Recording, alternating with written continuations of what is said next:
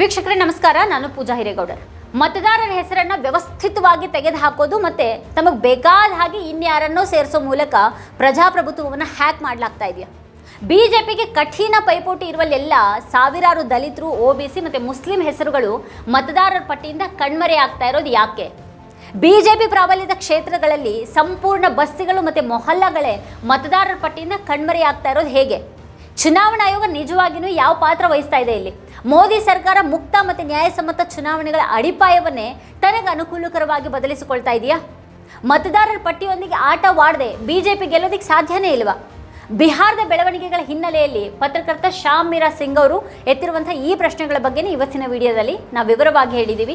ಆ ಸಂಪೂರ್ಣ ವಿಡಿಯೋ ನಮ್ಮ ವಾರ್ತಾ ಭಾರತಿ ಚಾನಲ್ನಲ್ಲಿದೆ. ಕೊನೆವರೆಗೂ ಆ ವಿಡಿಯೋನ ನೋಡಿ. ಆ ವಿಡಿಯೋ ನಿಮ್ಗೆ ಇಷ್ಟ ಆದರೆ ಲೈಕ್ ಮಾಡಿ, ಕಮೆಂಟ್ ಮಾಡಿ. ಹಾಗೆ ಆ ವಿಡಿಯೋದ ಲಿಂಕನ್ನು ನಿಮ್ಮೆಲ್ಲ ಬಂಧು ಮಿತ್ರರಿಗೆ ವಾಟ್ಸ್ಆ್ಯಪ್ ಮಾಡಿ. ಹಾಗೆ ನಮ್ಮ ಚಾನಲನ್ನು ಸಬ್ಸ್ಕ್ರೈಬ್ ಮಾಡೋದು ಮಾತ್ರ ಯಾವುದೇ ಕಾರಣಕ್ಕೂ ಮರಿಬೇಡಿ. Thank you.